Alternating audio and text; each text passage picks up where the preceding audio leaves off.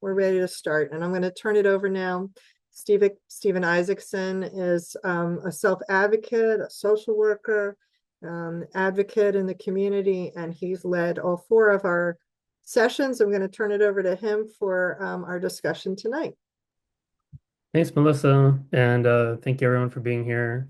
It's really been a great series so far. So excited to end on a strong note today. Welcome to the fourth series, the fourth the fourth in the series called "It's a Beautiful Day in the Neighborhood: Building Your Supportive Community and Facilitating Integration." Let's get started.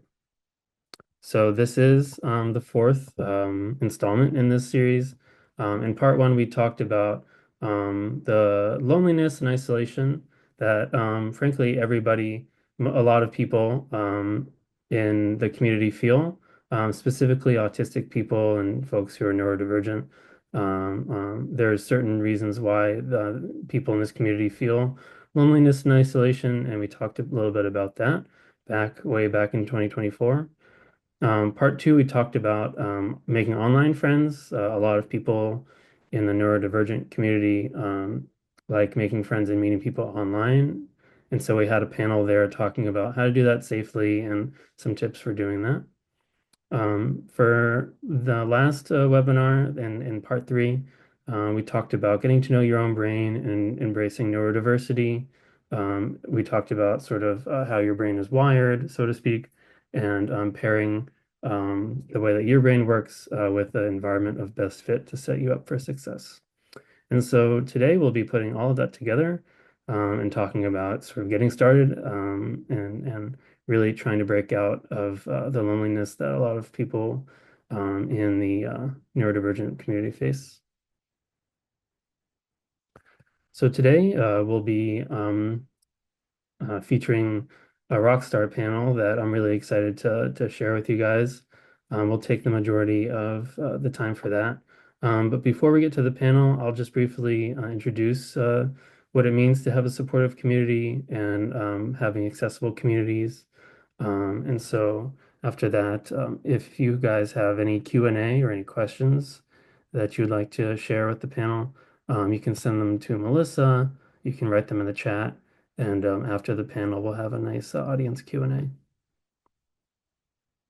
So just like with all of the other um, sessions, we'll have a Slido.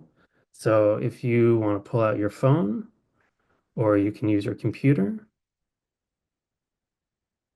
and go to slido.com. This is interactive. And panelists, if you'd like to play along as well, you can certainly do that. We're thinking about in 2025, what are some new things that you'd like to try? I know a lot of us have our routines. We have things that are predictable, and we really appreciate those.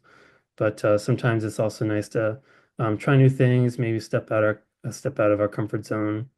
And we'll pair this with the panel we're talking with today about maybe trying new things in a supportive way so that we can feel safe and do those and set ourselves up for success. So you can go to slido.com, or you can take a picture of that QR code there and then enter in that code when it asks for the code 9308478.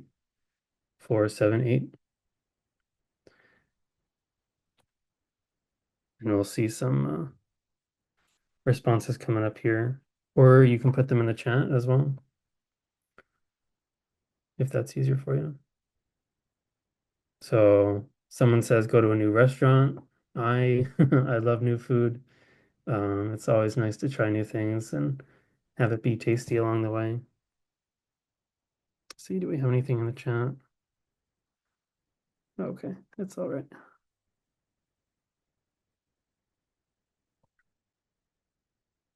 I know sometimes in the new year we have New Year's resolutions.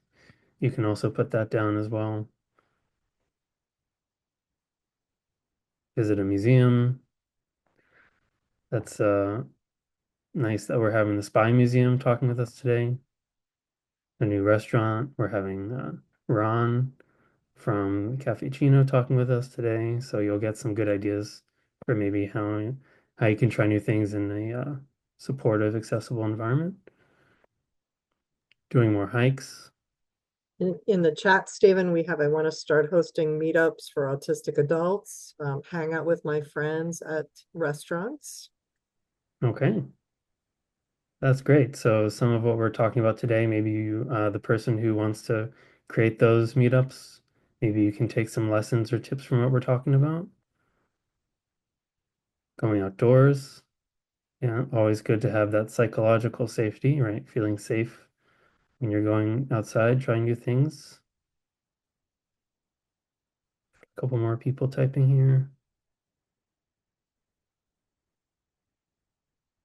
And so the thing that I find that all of these things have in common is that sometimes we have things that we do that we feel comfortable doing, that we've been doing for years, some of us.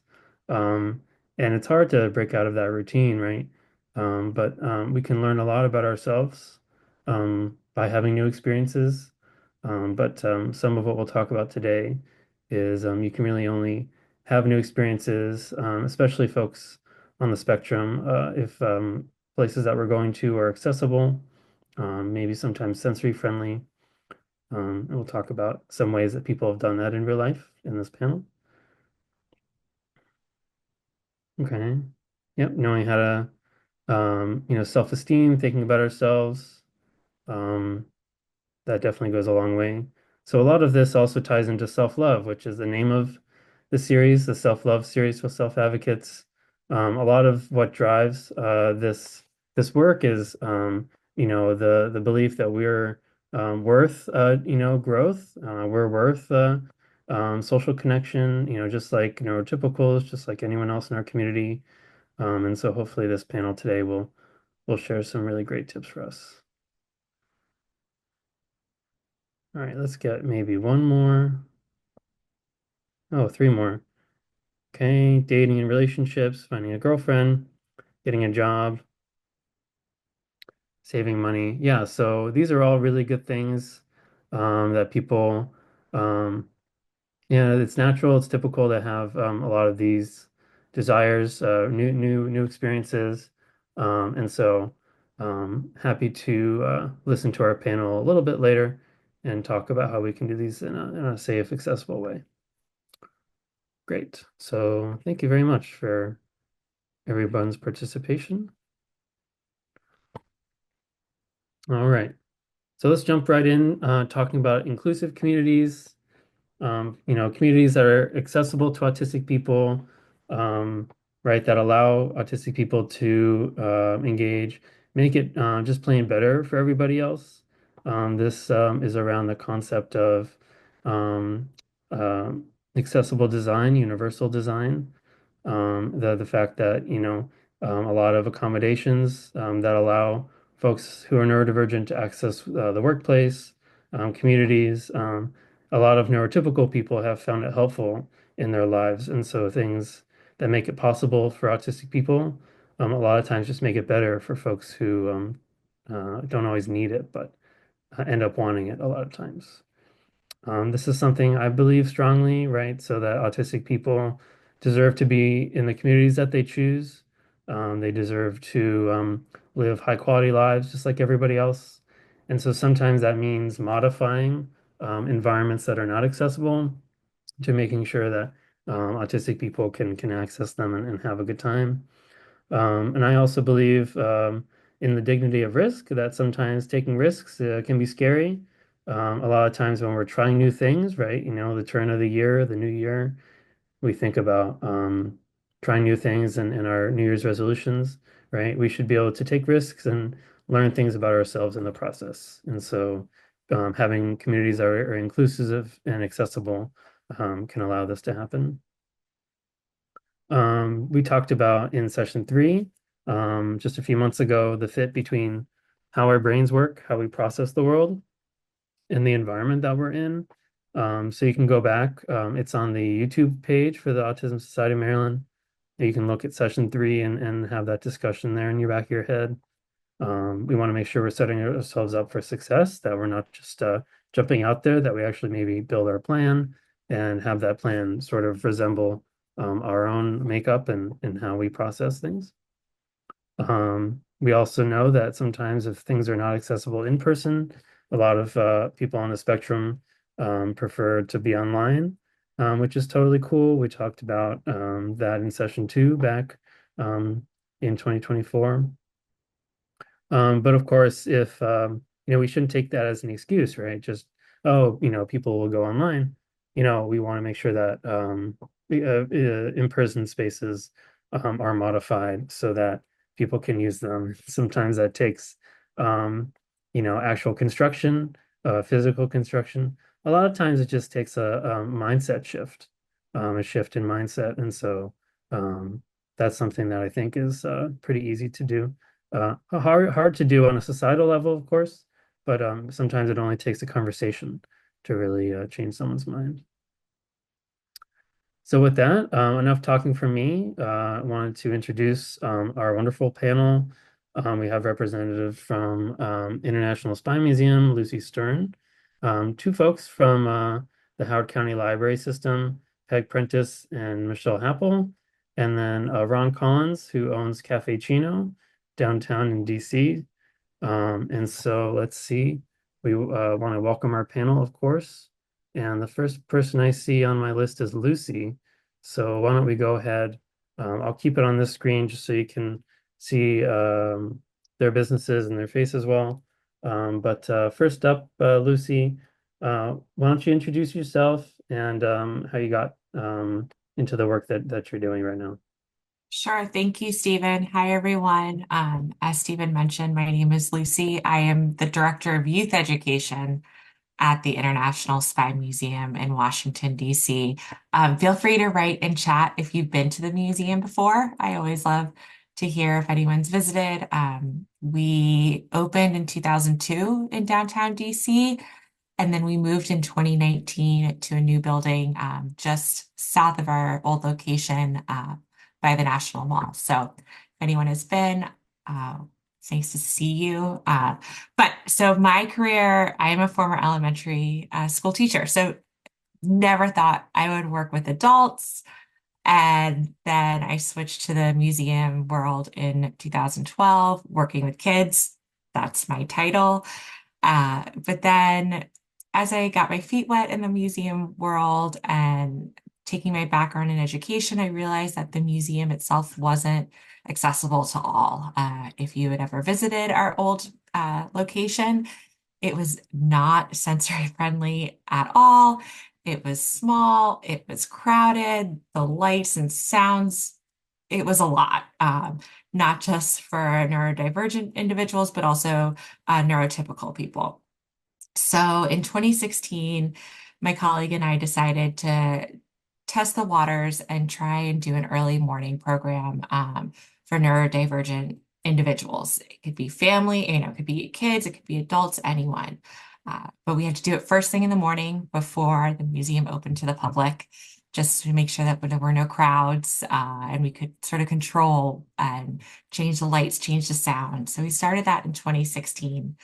And ever since then, we've been doing it for the audience once a year, unfortunately. My dream is to be able to offer it at least once a month. But because of funding and other red tape, we haven't been able to, but I can still have that dream. And then during the pandemic, we still did virtual programming for the neurodivergent community.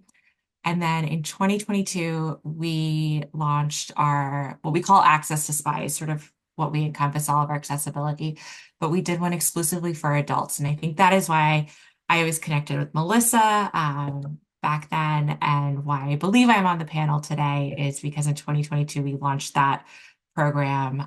I consider that my baby as well, partly because when we were doing these morning programs, we realized that we were getting families, but there was a huge audience that we were missing, and that was the neurodivergent adults. And I truly felt that we were prime to work with just that audience because kids are great. Look, I love them. However, the museum itself is not great for young kids. And that's what we were seeing at these morning programs, where our museum is perfect for adults. Lie, cheat, steal, all the things that spies do. it's what makes it fun, but not for kids. So we launched this evening program in October of 2022. And I think it was really important that we focused on working with the community and figuring out what worked for them and what they wanted to see. So we met with a lot of individuals, self-advocates, as well as occupational therapists and others, and really focused on making it an experience that they would feel comfortable attending. So we had a social hour where we opened up our ballroom and had some snacks. We had some talking points, and then we had the museum open later on. So you could come for all or just the museum, just a social hour. And so since then, we've been doing it every year since and hope to continue. And again, I just would love to do more of them. So that's all I have. Thanks, Stephen. Great. Thank you very much, Lucy. Next we have Peg. Oh, you're on mute. Sorry.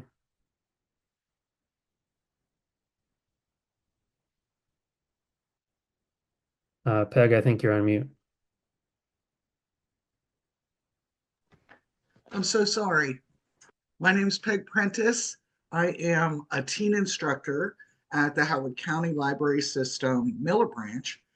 Before that, like Lucy, I was an educator as well for 20 years. I was a high school science teacher and got burned out in the classroom and switched over to the library and just loved it. I definitely found my home. Um, so, Michelle and I were talking about who we who we don't see at the library, who we don't have programming for. And we realized that there was a large community of folks with intellectual and developmental disabilities, folks with autism, all kinds of things that we were not programming specifically for. So together we developed a program called Beyond Words. And there are two classes. So there's a monthly class for adults that happens during the day. And there's a monthly class for teens. And in this case, teens is 11 to 21 that happens in the evening. And we have different monthly themes, like our January theme is snow. And then we have 5 different stations with tons of activities that correspond to the station. So the stations are like motor skills. So we might have stickers and color forms. We may have line tracing. We might have lacing cards, which is like kind of like a cardboard cutout with holes around the outside where you kind of like put a shoestring back and forth through. We have a cognitive skills station that has crosswords and word searches and I spies and math games. We have an arts and crafts station where there's at least 2 or 3 arts and crafts that you can do, little projects that you can do to take home. We have a movement station. And this month, because the theme is snow, we had indoor snowball basketball. So we had very soft snowballs that you're shooting baskets with. And then we always have a sensory table as well. And this month's bin had has instant snow in it, along with like some ice cubes in there. So it feels cool, but not cold, cold. And so we do that once a month, like I said, for adults and teens. And I'll let Michelle talk about how this program is actually expanding in the late spring, early summer. Thanks. Hi, so my name is Michelle Happel, and I've been working for the library system in Howard County for about 30 years now. I started right after college. I had a degree in psychology and really wasn't sure which way I wanted to go with that. And I ended up getting a job in customer service at the library.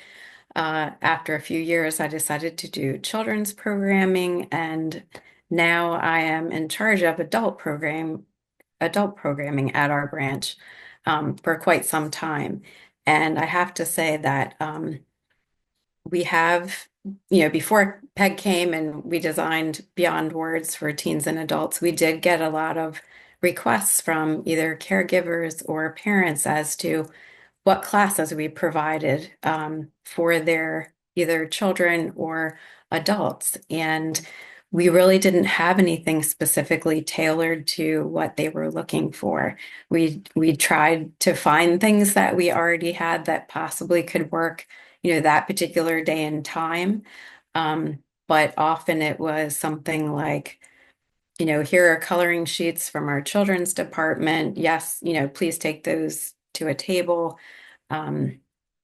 I have a stitching group that meets twice a month, and we one time had a group stop in. They brought, 15 people, but again, it wasn't designed specifically for what they had in mind. So after hearing, what they were really looking for, that's how Peg and I came up with the Beyond Words. And so um, that was something that we've really needed for a long time. And it's just so great that in speaking with, again, caregivers and parents, working with them to find out exactly what types of things they needed and wanted to help make it successful.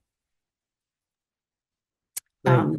And I'm sorry, Peg, what were you saying? You wanted me to address? I already forgot. Just really quickly, Beyond Words is expanding past Yeah. just our branch. It's Yes. going to be in other branches in our system in Howard County at the end of spring or early summer. In addition to parents and caregivers, we also talk to participants as well. We really took to heart the nothing for us without us. And that made all the difference as far as creating the program and all the activities we have. Great. Thank you guys very much. And last but not least, we have Ron Collins from Cafecino. Hi, everyone. My name is Ron.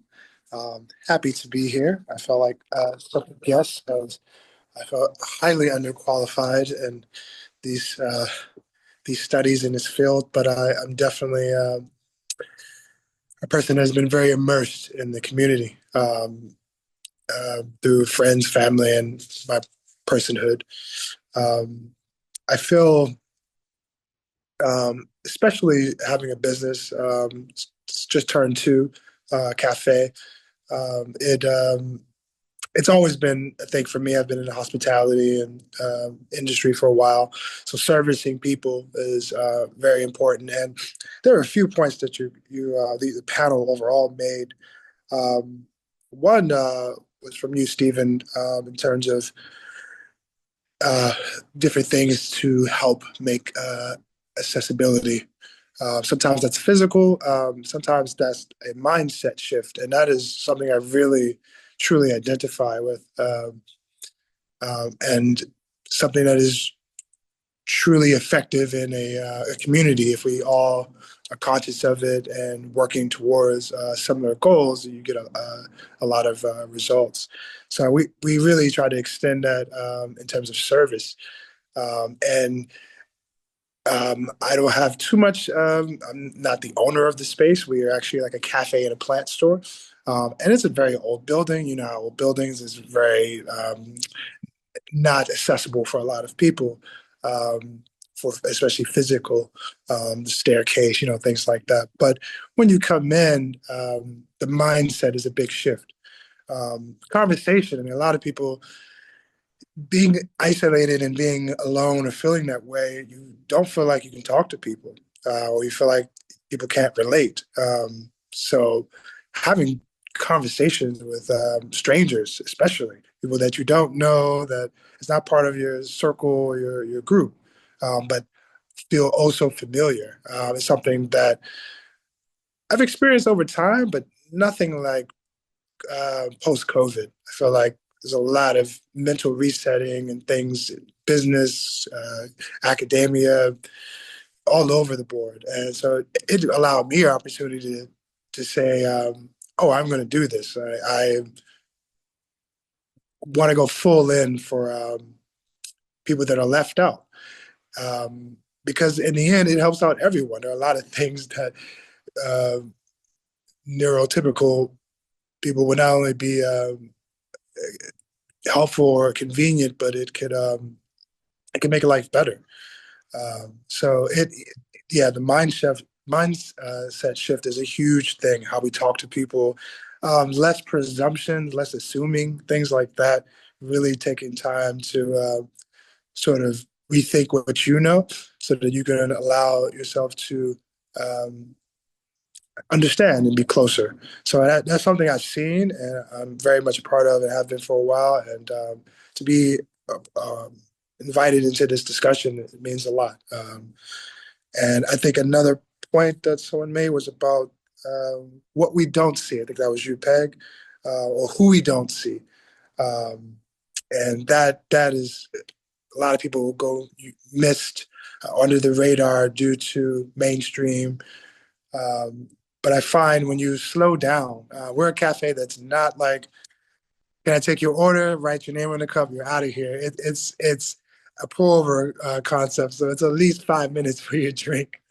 And but it allows people to slow down and have or release thoughts that you might not in such a quick go environment. So and someone also mentioned something about the common grounds, and I think I was touching on that in terms of it could be so many things that are mutually beneficial. So yeah, we just try to practice the culture shift on the ground in terms of how we speak to one another, patience, not being in a rush and a hurry, allowing people to use all their senses when you're on the go. Get a chance to smell something, see something, and hear. So yeah, that's how I've been contributing to the movement. Great. Thank you, Ron, very much. All right. Well, thank you everyone for your introductions. So we'll move on to our first set of questions. So Lucy, I think you're first in line. If there's one of these questions that is more impactful for you, you can feel free to answer them. So the first one would be, what's the first step to creating an accepting or inclusive environment? Or you can answer both if you want. Which tips do you have for people looking to step outside their comfort zone and try something new? Yeah, I'll try and start, and other panelists, feel free to chime in. I know we discussed that earlier, but first steps to creating an accepting environment. I wish everyone could be accepting and we didn't have to answer this question. But I think actually talking to self-advocates and I think just talking and listening. I think the world doesn't do enough listening and also is quick to judge or make assumptions. And I think if we all just took a step back, that would help. I know when I first started our accessibility programming, I just listened. I listened to parents, I listened to self-advocates, I listened to teachers, I just listened to anyone who would take the time to just talk to me. I also think, at least at my institution, it also starts with staff. We are a very forward-facing institution. There are a lot of people behind the scenes, but at the museum, it's a museum that is staffed. And if our staff is aware and can not be judgmental and be welcoming to absolutely anyone that walks in those doors, to me, that makes it a space that anyone wants to enter. So I'll leave it at that. I'm happy to answer the second question too, but I don't know if anyone else on the panel has anything for number one. I would just say I think I was kind of touching that, and yes, it's listening, like you said. I find that to be a huge thing, um, and and you need to slow down to do that. You can speed read, but you can't speed listen. You can't rush people and what they have to say. Some people speak slower too, just in general. They take their time to talk. So I really second that. I mean, with customers, friends, just casually being better listeners is cute, especially in customer service, because I feel like in those spaces it's usually trying to get things done quickly, but treating people like people, and really like taking the time to like understand what they need it makes me feel better. So I know that's something that is huge. Yeah, second that. I would agree with that. I really liked um, what maybe it was Lucy, or maybe it was you, Ron. I don't know. What you said about like educating staff is very important. I think educating the public is too. Being a third space, so you have work, home, and then the third spaces are places that you go to socialize, to relax, etc. And I think the panel represents great examples of third spaces. Oftentimes people will say in the library, why is that person always in the cafe? Well, it's because that they're unhoused, and we are a safe, warm place, welcoming place, and we're going to treat you like the human that you are. We're going to treat you with dignity and respect. It doesn't matter what socioeconomic class you come from, what race, what language you speak. We try to welcome our whole community. And sometimes you have to educate the public about, you're going to have to deal with folks being.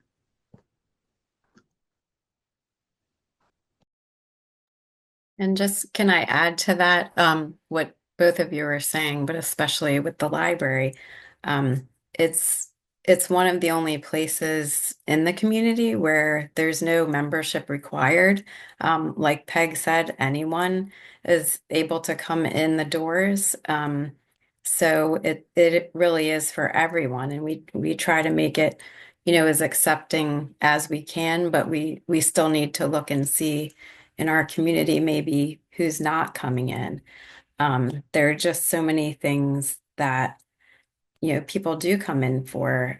Warmth in the summer, we're often a cooling place. If people don't have air conditioning or it's broken, or, it's children, it's older adults, it's teens, it's just a lot of different people. And sometimes, like Peg said, we do have to, people wonder why. Well, why are the kids, allowed to be loud?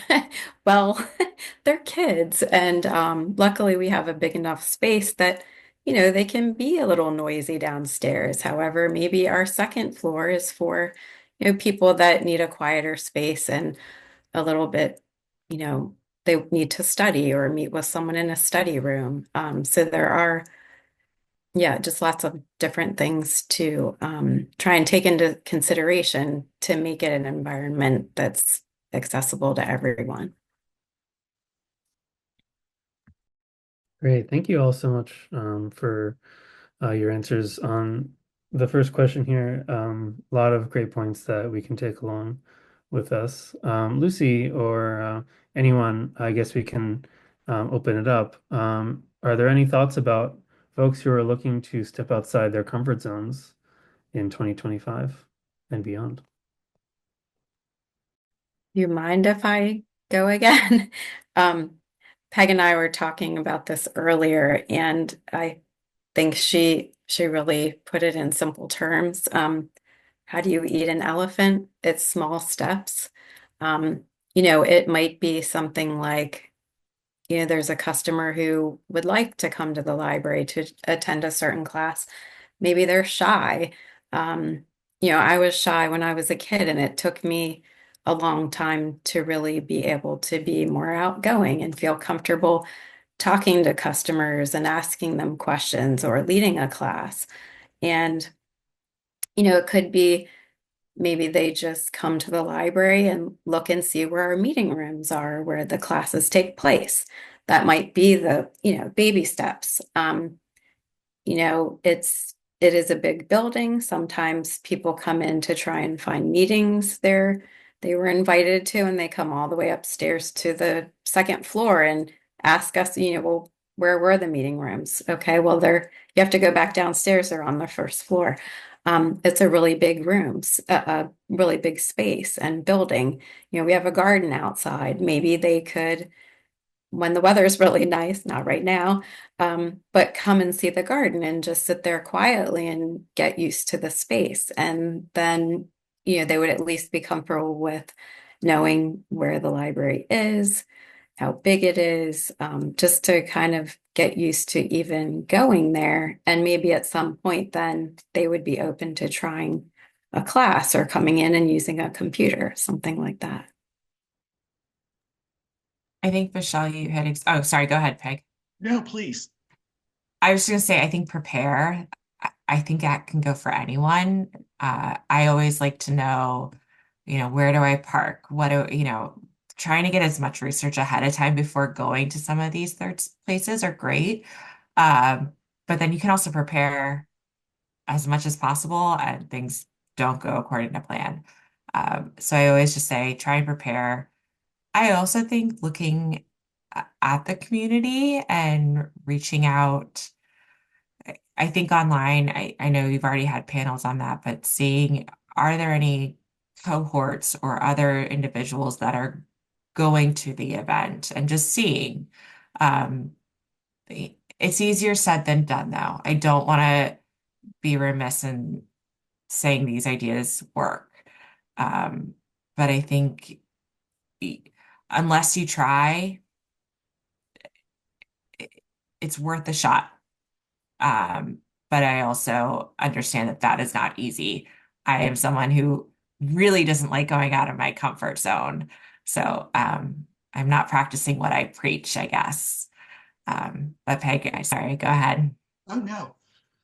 I was just going to add that going outside your comfort zone can be so anxiety producing. And I totally get that. And so maybe you have like how you think it's going to go, and then it doesn't go like that, or you get nervous and whatever. I think it's okay not to be perfect, and you need to celebrate the small wins. For instance, if you are home and find it difficult to leave that environment, signing up for an online class, you don't even have to speak, just sign up for the class. That's a win, right? If you decide, okay, I'm going to, like I saw somebody earlier said they wanted to learn how to fix a bike. That's a class we have at the library. So maybe you sign up for the class and you get as far as the front door, and you just can't bring yourself to go inside. Hey, you got as far as the front door. That is awesome. That's a win, right? Maybe next time, you'll get inside. Maybe you'll talk to someone. Maybe you won't. Um, I'd like to have, for me, I'd like to have a small comfort item with me in my pocket. If I can't find a friend to go with me, sometimes I'd really like a support person um, to go. But if they can't, I have this little rock that's kind of like a worry stone, and it's always in my pocket. And so I can reach in my pocket and know that it's there, and I feel a little bit better. Um, Preparing and having everything you need. Like, your backpack. Do you have your water? Or do you have a notebook or a pen or whatever your snacks, whatever it is that you might need. But I think the number one thing is celebrate the small wins. You do not have to be perfect. Baby steps, right?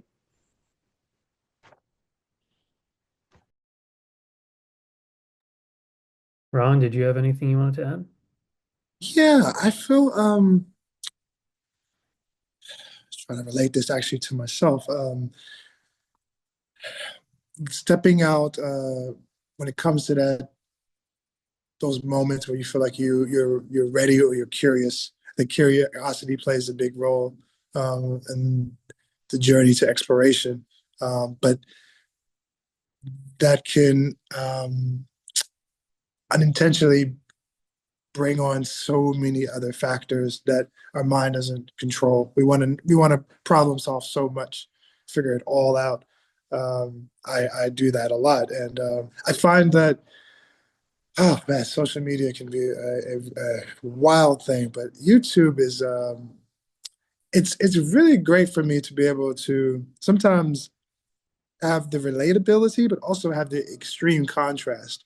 It's almost as if um, makes me feel normal. Like there are other things completely outside of, or maybe something that I feel very comfortable with that someone else doesn't. I don't know. It's a sort of everybody is a little divergent in that way. So it helps me to see that there are communities for people and to sort of want to get in. And there's also a way of sort of, is this what you really want to do? And it's okay. Like either way, it just it allows perspective without really taking too much risk. A lot of like mind thoughts in your in experiments in your head. So I find social media to be a really good stepping tool and wanting to try something, you know, toy train restoration. I don't know there's so many things that you can really get into.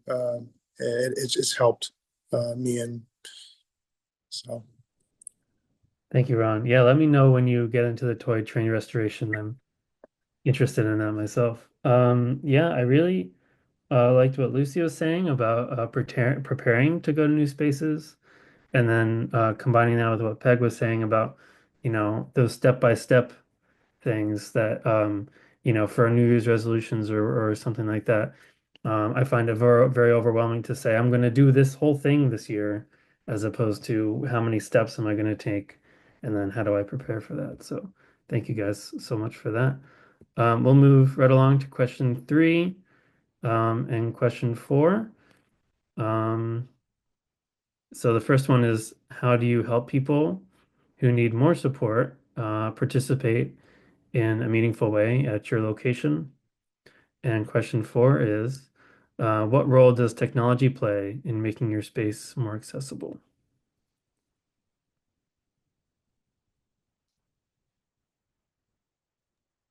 I can start, I guess. Helping people support who need more support. I think it, at least at our institution, it comes down to training and patience. I feel like I'm a broken record with that, but that's, I think, the first thing that we try and instill is patience. And I also think it's training people not to make assumptions. And so uh, letting the guest articulate what they need, or just waiting is the most powerful thing. Not articulating that well. Peg or Ron, or go ahead. I think you're doing great, Lucy. Celebrate those small victories. um, uh, for for me, one of the things that I do is I constantly look around and see who's engaging and in the activity or whatever, and who maybe at the margins, or who's looking a little isolated, maybe looking confused, whatever. And I will make my way to the person, and I usually ask if they're just taking a break or if they would like help or if they need something, what can I do that will make this easier, better, more explicit, so that you can join in. Or if you just, you need a break, awesome. I'm going to leave you be and I'll check in later. I always try to be looking um, to see where I might be useful, I guess, and then respecting boundaries when somebody just needs their space. I think just also going on with that, trying, and this might be coming from the teaching side of it, assuming people don't learn just one way. Or I think trying to come up with a variety of different ways to get the same thing across or the same activity done. Uh, I kept thinking, Peg, about what you were talking about yesterday with the different stations, and I just love that because I think I wish more places could do that. Um, you know, so I think not making assumption that everyone's going to take away the same information or learn it the same way.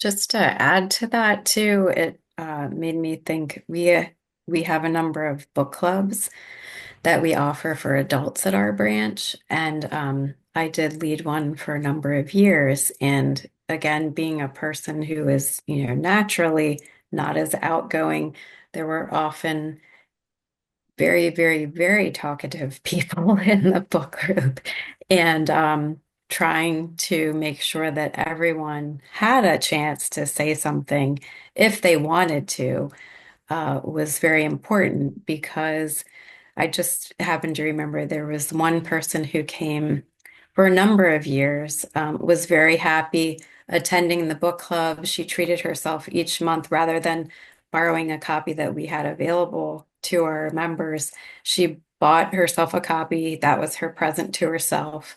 But she really didn't want to say anything. She just enjoyed hearing what everybody else had to say about the book. And so even, we're trying to check and make sure everybody has an opportunity, but then there are also people who are just enjoying being there and listening to others, but don't have the need to share, their personal thoughts. So just another thing to, just try and keep in mind. I know we try and you want to observe and, ask questions, but sometimes it's even just being there and taking everything in is what works for them. One thing I want to add really quickly is that teens, and I think it was adults who started it, maybe it was the other teen instructor, we do a silent book club, which I was blown away by that. I'm like, what?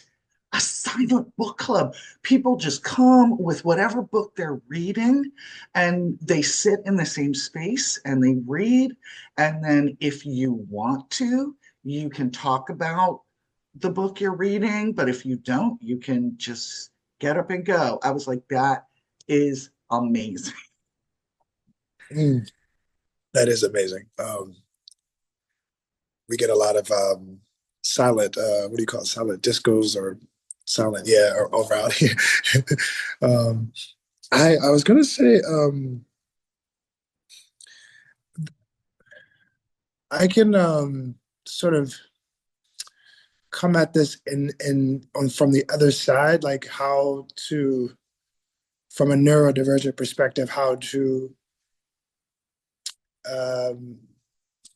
bridge with a neurotypical. And I'll say specifically in coffee, because and I would wine, certain niche kinds of fields can really go off on the deep end, like tasting notes. You're like, what are you talking about? I don't taste any plum or cacao, or and I'm like, oh, you will, but just wait and see. Like, it's all about the temperature, So, and I noticed, um, I can see folks that want to engage but feel very uncomfortable, um, just due to, in this case, um, maybe they thought they knew something and they don't, or completely caught off guard. Like, they thought they were coming into it knowing that I'm going to get a cappuccino or espresso. And it's like, wait a minute, what is all this? It really does affect the psyche. It's not just like, oh, you don't have what I want. I'll go somewhere else. People get emotional, um, due to that sort of bridge in the experience. I find, like, to the question, how do you support people that want to try something new?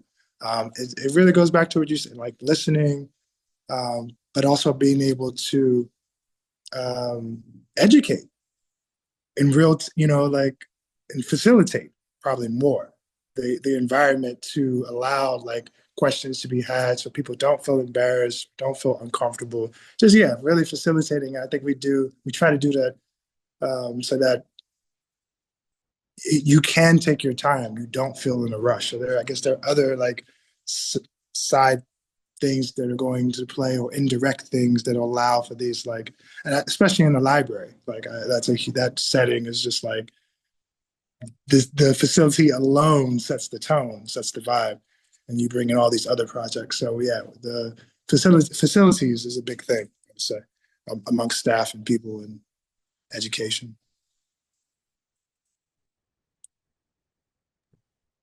Yeah, thanks so much, Ron. The answers on this question were really interesting. We wanted to move towards technology and learn about ways that technology is making things more accessible in your space. I know that technology is ever growing, right? It's not just a modern thing.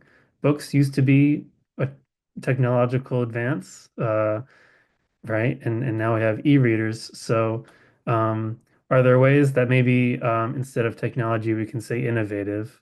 Although if that includes tech, we can say that too. Lucy, did you want to start? What are some ways that you're harnessing technology or innovation at the Spy Museum? I wish I could say more. Uh, I actually have a love-hate relationship with technology. I think technology at the museum is great, but it also is a disability for a lot. And I also don't see us as being accessible to all with our technology. And that sounds weird, but for example, our digital interactive game, it's played throughout the museum. It's not accessible. There's no captioning on the videos. There's no e-reader. It was designed for the neurotypical. So, but again, you're talking about an institution that has to appeal to everyone. And a lot of times to make technology or to make something more accessible requires more money or more time. Um, it's something that the museum wants to do. We just haven't had the time or the money to put at it. Um, but I also see technology as a resource for so many. Um, for me right now, I can't, it's sort of a two-way, double-edged sword. Yeah, I'll let Peg and Ron and Yeah, Michelle talk. technology is like, I think we all probably feel the same on that. I mean, we're using it right now, but it's like how you use it too. And I mean, time and money, but a lot of that money and time could have been spent into people, um, who are they last a lot longer than technology, um, and it's sort of that word of mouth or the way we communicate. I don't know. It's definitely, it can connect, it can make a convenience, but a convenience, I don't know, it's not always. I feel like this is not about convenience. It's a real social change, and technology, it does. You can't say it doesn't have big social change, but it sort of becomes its own thing and leaves the people that it was supposed to serve behind. It gets so big, and it's like there's other interests. Um, so yeah, I feel it's a very complicated. I mean, in our cafe, we have things have electricity and motors. I guess that's tech, but we don't have fancy. We don't have any coffee equipment with a screen on it.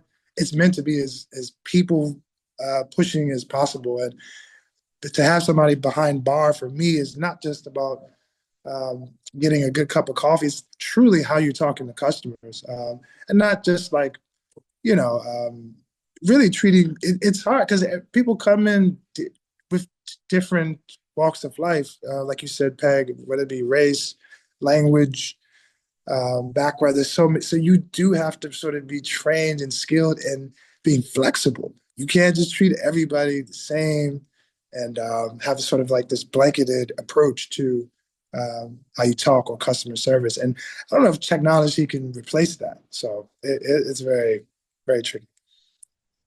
I appreciate you guys throwing this question on its head because technology sometimes we talk about being the latest and greatest, but sometimes we forget to focus on the people right in front of us. So I appreciate that. Peg? I agree that technology, especially nowadays, is, oh my goodness, it is overload. But, and I also have a friend of mine who used to say, technology almost works. It's almost useful. But at the library, I will say that technology for us has been key, especially in the given the diverse community that we have. So we have people that are low or no vision. And, with there's the library for the blind and print disabled in Baltimore City that you can get a machine and they will send you the cartridge to put in the machine and it will read to you. Um, and if they don't have it, they'll record it for you. It may take a while, but they'll record whatever book it is you want them to do, all for free. Um, we have in our county 32 different languages that are spoken. And frequently at the library, we do not have someone who speaks Mandarin Chinese or Korean or, whatever, but we do have a little AI translator that is not perfect, but it definitely helps. Um, in addition to that, I mean, I'm on our AI committee at the library, so we're at the very beginning stages of trying to figure out how we're going to deal with that whole thing. But there is a neat little program out there called Goblin Tools. And with Goblin Tools, it will allow you to put in an email and you can ask it to make it sound more formal, more casual, more friendly. There's a Goblin tool called the Judge, which if this thing works like it says it does, it would be pretty cool. Where if you are unsure of the meaning of a piece of text or an email that you got or whatever, you can put it in there and it will come back and say, oh, this is written as satire. If you're taking things like very, very literally, or this is humorous, or this is whatever. So there's a lot of new technology that's coming out that I think is going to be helpful. But as you guys said, it is a double-edged sword. I think people have forgotten how to talk to each other, just how to hold a basic conversation. I certainly see that in my teens that I work with. Oh my goodness, they are all about the phone, the phone, the phone. and it seems to be making their attention span shorter, and they're very judgmental. I'm like, oh my gosh, you guys, just breathe. Go outside and touch grass. My people. Oh my goodness. But we use technology a lot at the library to help us reach out to the community. Michelle, you and I talked about 50 million things today. I'm gonna pass it over to you if you want to talk about some of the ways, the traditional ways in which we use technology at the library. Sure. So just to add to what Peg was saying, after COVID and everybody was at home and we all learned how to do these online meetings and get everybody, talking to each other. The library loans Chromebooks and hotspots. So a lot of people who used to come in the library every day to use our computers, can now check those out and use them at their homes, which is very helpful. Another thing people can do from their homes is go onto our website and request books from either our library system, or if we don't have them, they can use the interlibrary loan system. They can request books from all over the state. They can use, I think this was mentioned before, but ebooks and audiobooks. You can download them, listen to them, get on waiting lists for those as well. You can use your library card number to use all of our research databases. You can look at current newspapers from different countries. There's the database called Press Reader. Go on there, make your choices. You can read today's paper from, the LA Times, all sorts of things. You can read magazines on Libby. I'm trying to think what else. Other resources, job searching. There are resources for, creating your own will, all sorts of legal forms. So it is the double-edged sword, like you've mentioned. It's great, but I feel like also since we've had all of these things, we've lost a lot of the people who used to come to the library to use those resources and ask us for, a little bit more instruction, like what database do you have? Oh, you can, again, read all of these different newspapers. You can do the teenagers who have the National History Day assignments. They can find their first sources and, just all of that stuff. That's great. But also, as has been mentioned, adults don't really know how to talk to each other as much. You know, the people who are reserving things, a lot of times they might come to a class, but they reserve everything they want and then they just come in and pick it up. They don't even have to talk to us at the customer service desk. They can just use a self-checkout machine and leave. So it's really interesting how things, I feel like, definitely changed after we were closed for COVID. We had contactless pickup. Again, they could reserve all the books they wanted. We'd have them ready to go in a bag. They'd just come through the lobby, pick them up. They were, set to go. So we find ourselves, on the one hand, it's really great, but then on the other hand, even just asking simple questions, adults often on the phone and in person, they'll just show us their phone and say, "Where's this book?" And we just kind of take a minute and say, "Hi, how are you today? And what can we help you with?" And then they're like, "Oh, I'm sorry.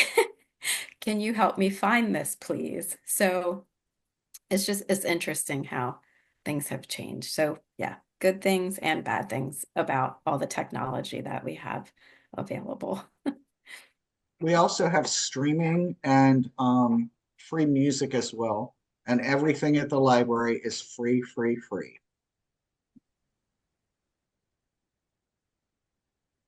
Ron, did you want to close us out on this question?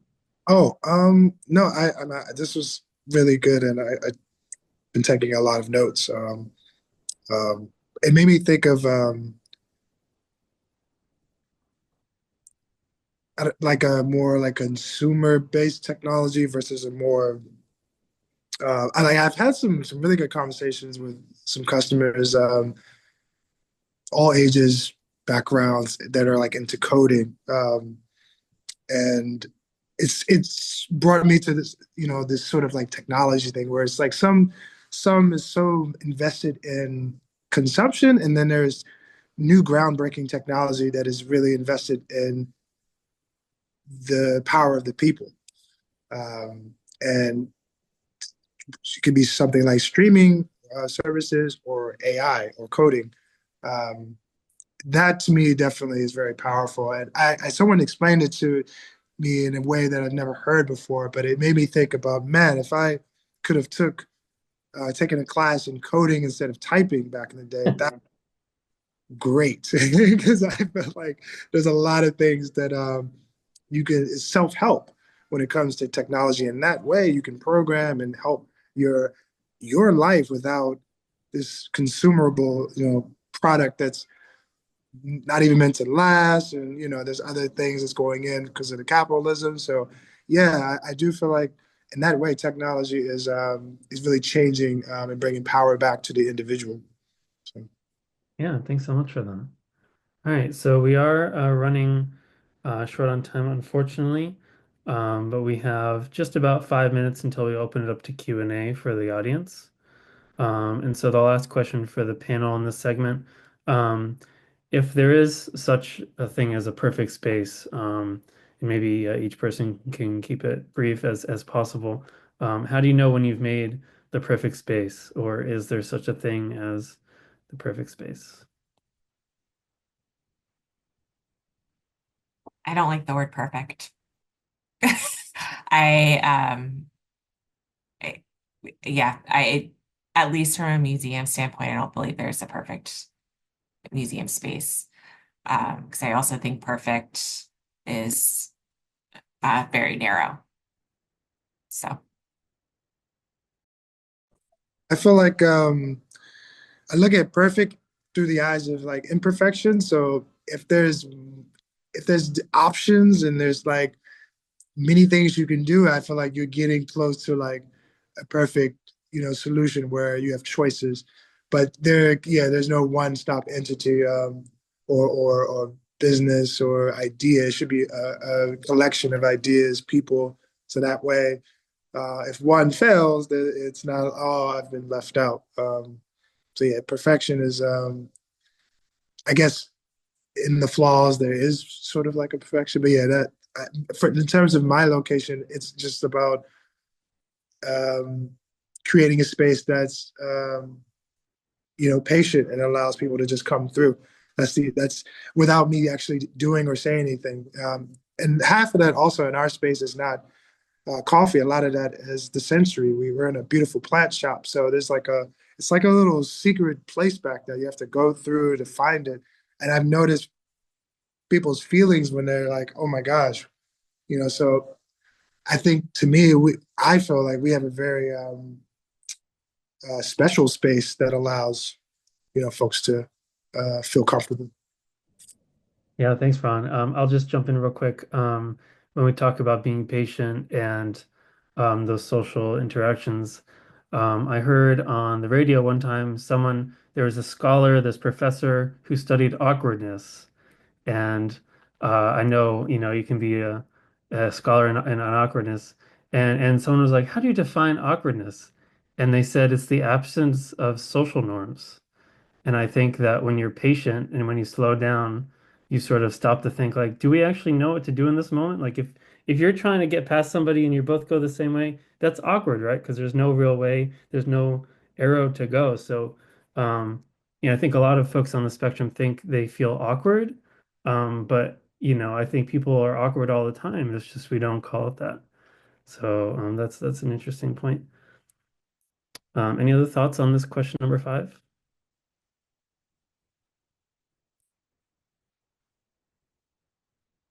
All right. Thanks, guys, so much. We've come to 8:15. I'll turn it over to Melissa to facilitate Q&A with the audience. Thank you guys so much. Wanted to see if we have some questions in here. We had some comments, I know. Let me back it up here a little bit. This is from Basil. Basil's phone.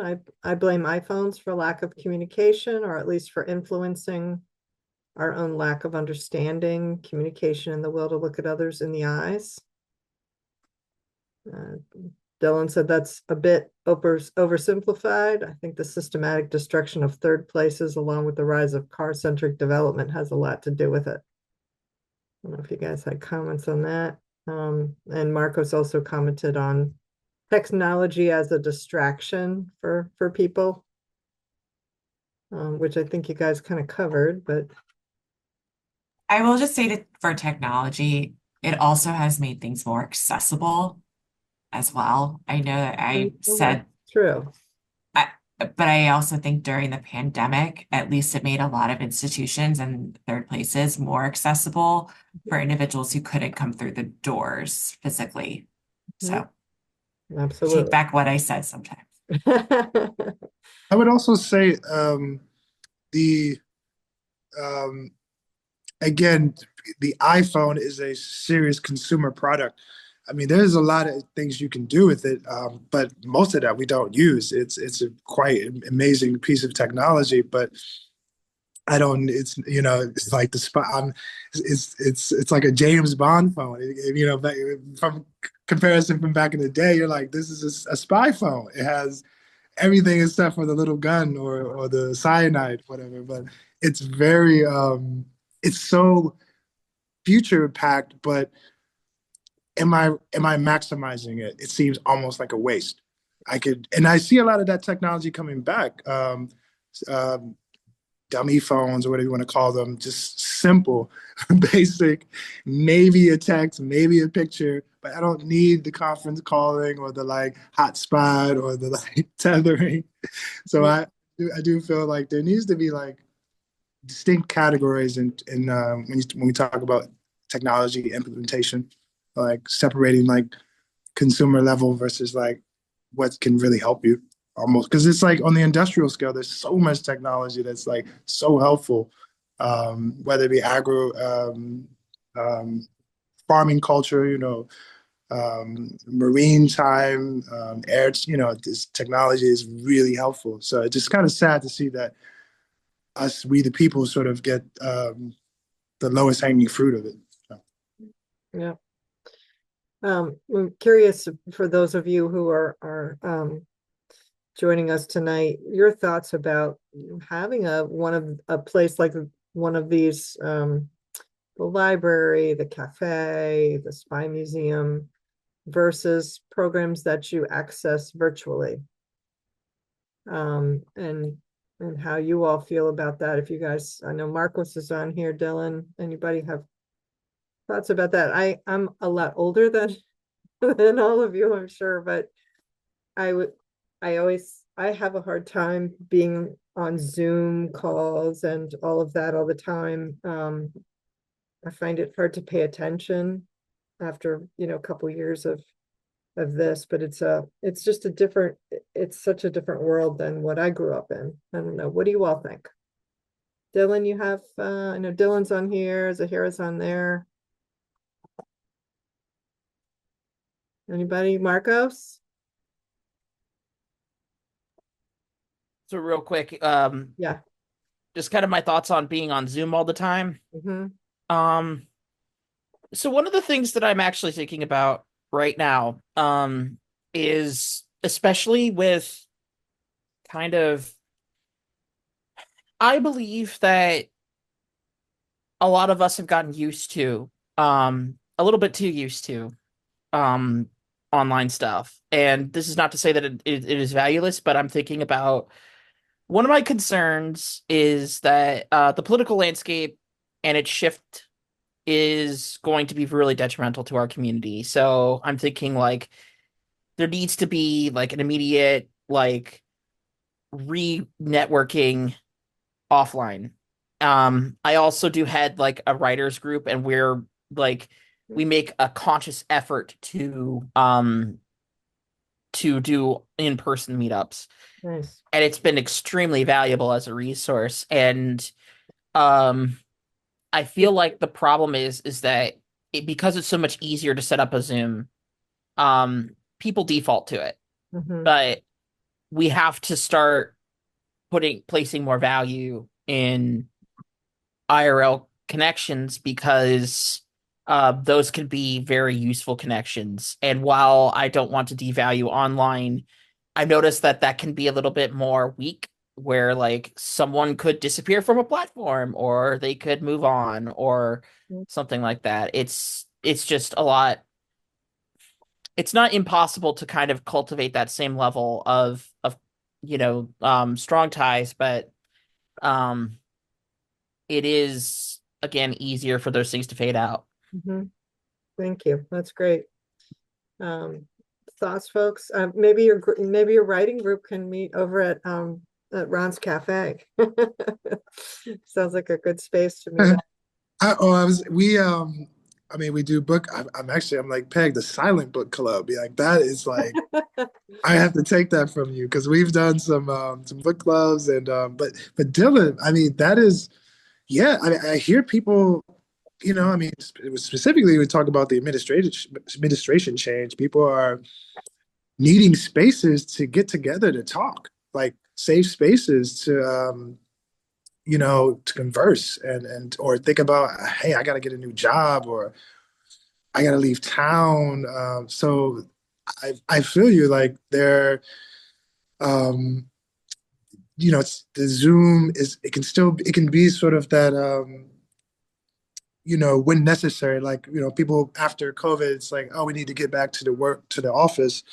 And then it's sort of like, all right, well, who's necessary, hybrid days. We started making it more not just a Monday through Friday, but like when you actually need to be there. And I feel like Zoom technology needs to have the same type of attitude.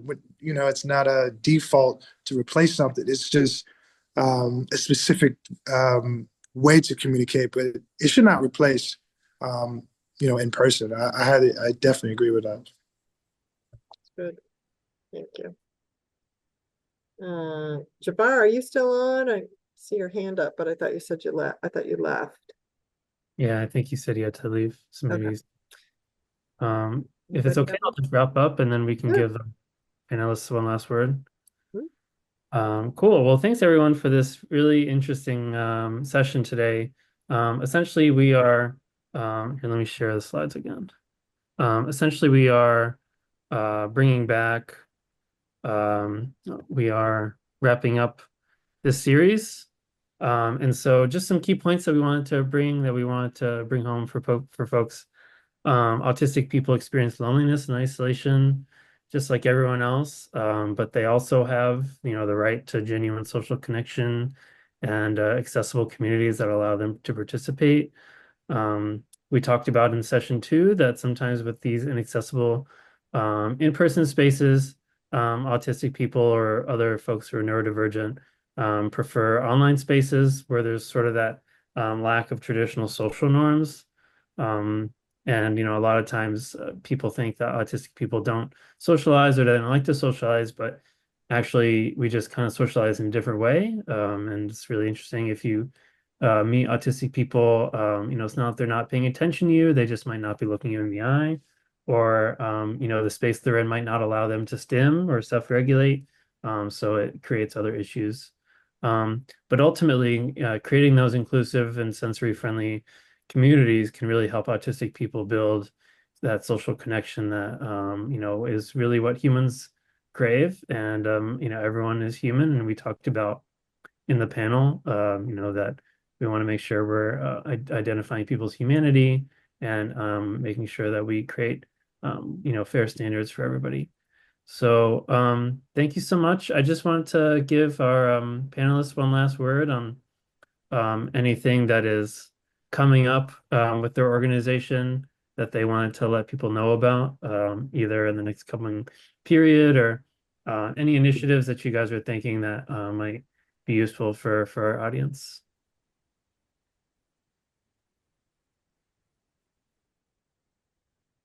I can, our next adult access evening is not until October of Oh, next year. I know. But please reach out to me.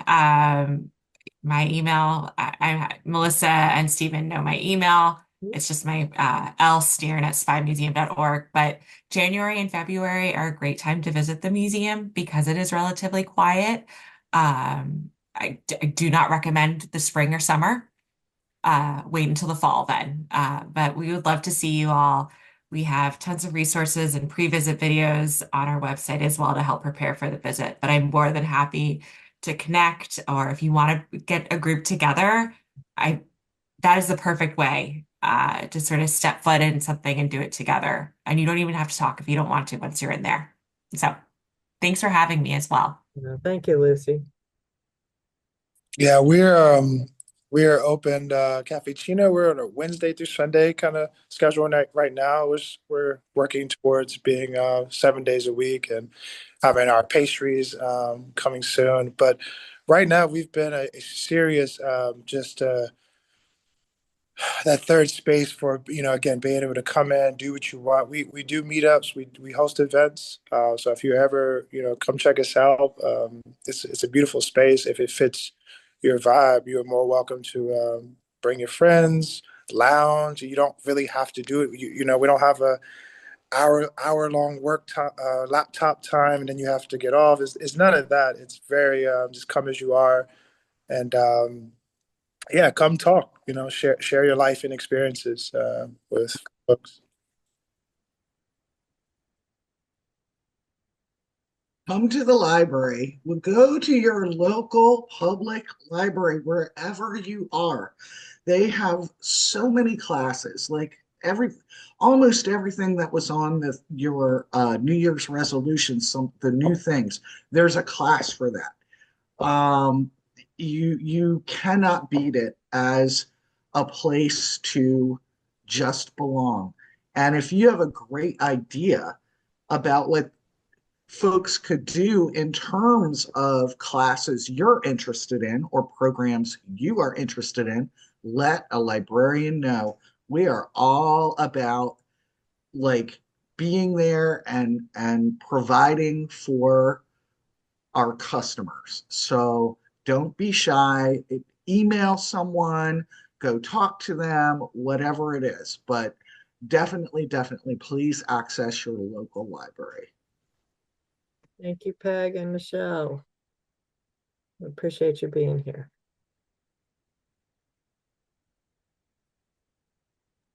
All right, and with that, I'll turn it over to you, Melissa, for any closing words. That's it. Thank you to our panelists. And Stephen, thank you for leading this series. I did put in the chat, and I will share it again, the link so that you could watch the other 3 sessions, the recordings of the other 3 sessions and the resources that went with them. So we hope you'll check them out if you missed anything. We have our adult social group. I think I'm going to put that in the chat. I think many of you are part of that. This is the registration. It's a one-time registration. They'll be meeting Saturday evening for pizza and game night at our space. And I think that's it. Everybody have a good night, and thank you again. All right. Thank you. Thank you, Melissa. Thank you, Night, Isaac. Marcos. See you next time.